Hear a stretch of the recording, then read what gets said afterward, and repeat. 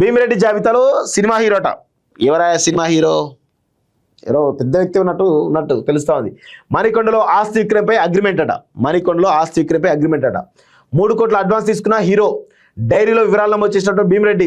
ACB దాడిలో చిక్కులో పడ్డటువంటి ఆస్తి విక్రయం, బినామీల విషయంలో భీమిరెడ్డి జాగ్రత్తలు. వారి పేరిట ఆస్తులు రిజిస్ట్రేషన్లు, అంతకుముందే క్యాన్సిలేషన్ డీడ్లు సిద్ధం. విచారణలో సహకరించినటువంటి భీమిరెడ్డి రిమాండ్ రిపోర్ట్లో వెల్లడించినటువంటి ఏసీబీ అంటూ చూస్తాం. సో భీమిరెడ్డి విచారణ మొత్తం తవ్వుతూ ఉంటే, ఆయన సంబంధించినటువంటి ఇష్యూస్ మొత్తం కూడా తవ్వుతూ ఉంటే రోజుకొక పెద్ద పెద్ద విషయాలు బయటపడుతూ ఉన్నాయి. సో సినిమా హీరోనే పెద్ద ఎత్తున బుక్ అయింది అనేది తెలుస్తోంది. సో ఆ సినిమా హీరో ఎవరు ఏంది అనేది తెలిసే అవకాశం ఉంటుంది. నాకు డౌటే, తెలియకపోవచ్చు. అక్రమాస్తుల కేసులో అరెస్ట్ అయినటువంటి డిఎస్పీ భీమిరెడ్డి వ్యవహారంలో ఒక సినిమా హీరో పేరు తెరపైకి వచ్చిందట.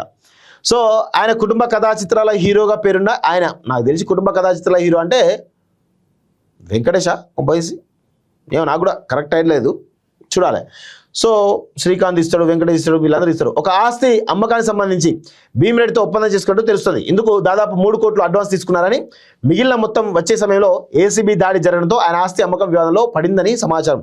ఆ హీరోకు అందినటువంటి 3 కోట్లు వివరాలు భీమిరెడ్డి ఇంట్లో స్వాధీనం చేసుకున్న డైరీలో నమోదైనట్లు తెలిసింది. సో ఇప్పుడు విషయమే తెలుసా, ఆ హీరో ఎవరు ఏంటి, ఆ 3 కోట్లు వైట్ ఇచ్చిర్రా బ్లాక్ ఇచ్చిర్రా, మరి వివరాలన్నీ కూడా విచారణలో ఉంటాయా? నాకు తెలిసి విచారణ డైవర్ట్ అవుతుందా? ఇంత పెద్ద ఎత్తున సినిమా హీరో పేరు వస్తే ఆ సినిమా హీరో ఎవరు పేరు చెప్పకుండా మొత్తం వీళ్ళే మేనేజ్ చేస్తారు. రాసి పెట్టుకోండి, మొత్తం మీడియానే మేనేజ్ చేస్తుంది. ఆ రేవంత్ రెడ్డి మొత్తం అందరూ కూడా మేనేజ్ చేసేసి ఈ కేసుని డైవర్ట్ చేస్తారు. కేవలం భీమిరెడ్డి గురించే వస్తుంది, సినిమా హీరో గురించి రాదు. సో ఆ హీరోకు అందిన 3 కోట్ల వివరాలు భీమిరెడ్డి ఇంట్లో స్వాధీనం చేసుకున్న డైరీలో నమోదైనట్టు తెలిసింది. భీమిరెడ్డి తన డైరీలో తనకు ఎవరు ఎంత ఇవ్వాలి, తను ఎంతమందికి ఎంత మొత్తం ఇవ్వాలి అన్న వివరాలు ఒక పద్ధతిలో రాసుకున్నారన్న విషయాలు ఏసీబీ అధికారులు రిమాండ్ రిపోర్ట్లో న్యాయస్థానం దృష్టికి తెచ్చారు.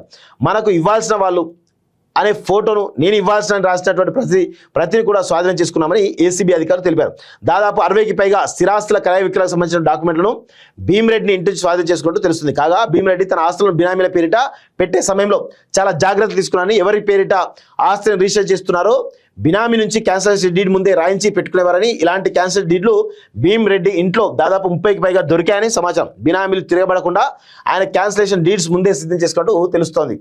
ఆ అరెస్ట్ ఆలస్యం అందుకే. ప్రస్తుతం తాను ఉంటున్నటువంటి విల్లాను ఎలా కొనుగోలు చేశారన్న ప్రశ్నకు భీమిరెడ్డి సమాధానం ఇవ్వలేదని ఏసీబీ అధికారులు రిమాండ్ రిపోర్ట్లో పేర్కొన్నారు. ఆయన ఇంట్లో జరిపిన సోదాల్లో 2 మెమరీ కార్డులు, 2 లాకర్లకు సంబంధించిన వివరాలు, 10 బ్యాంక్ ఖాతాల వివరాలు గుర్తించామని తెలిపారు. భీమిరెడ్డి ఇంట్లో సోదాలు చేస్తున్న సమయంలో ఆయన శ్వాస సంబంధిత సమస్యతో ఇబ్బంది పడ్డారని, అందుకే కొంత గ్యాప్ ఇచ్చినట్టు తెలుస్తోంది. సో తర్వాత భీమిరెడ్డి బినామీ ఆస్తుల వివరాలు మరిన్ని తెలుసుకోవాల్సినవి ఉన్నాయన్నారు. ఆయన కొనుగోలు చేసినటువంటి ఆస్తుల నిధులు ఎక్కడి నుంచి వచ్చాయి, కార్డు వాల్యుయేషన్ కోట్లలో ఉన్నప్పుడు అంత మొత్తాలు ఎలా సమీకరించారు అనే విషయాలపై ఏసీబీ అధికారులు మొత్తం దాని మీద చేస్తున్నాడు. 1000 కోట్ల నిర్మాణాల వెనుక భీమిరెడ్డి అట. అబ్బా, ఆయన ఆస్తులు అఫీషియల్గా అంటే అధికారికంగా ప్రకటించే 300 కోట్లు, అది మార్కెట్లో కనీసం 1000 కోట్లు ఉంటుంది. అవి కాకుండా 1000 కోట్ల నిర్మాణాలు జరుగుతున్నటువంటి గేటెడ్ కమ్యూనిటీలు, అపార్ట్మెంట్ల వెనకాల కూడా ఈయన హస్తం ఉన్నట్టుగా తెలుస్తూ ఉంది.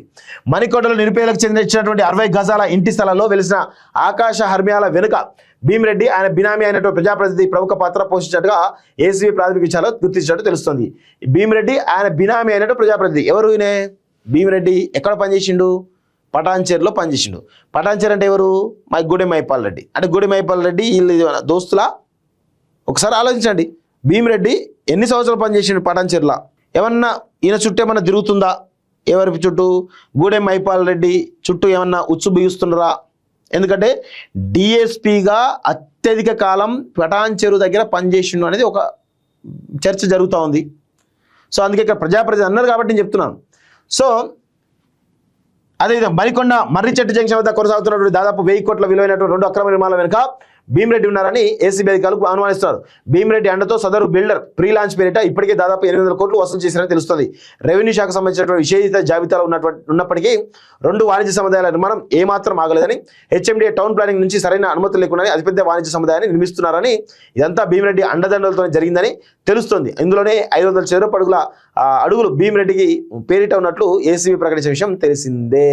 అర్థమైంది కదా? మొత్తానికైతే 100కు 100% గూడెం మైపాల్ రెడ్డి హస్తం కూడా ఉండేటువంటి అవకాశం అనేది కొంత ప్రాథమిక సమాచారం. అది వస్తే అన్ని బయటపడతాయి. అది కానీ అది రానియరు. గూడెం మైపాల్ రానియకుండా గూడెం మైపాల్ రెడ్డిని వస్తూ ఉంటారు. భీమిరెడ్డిని వచ్చినంతసేపు భీమిరెడ్డి కీస్ పంపిస్తే మైపాల్ రెడ్డి వచ్చి సరెండర్ అయిపోతాడు. ఎవరికి?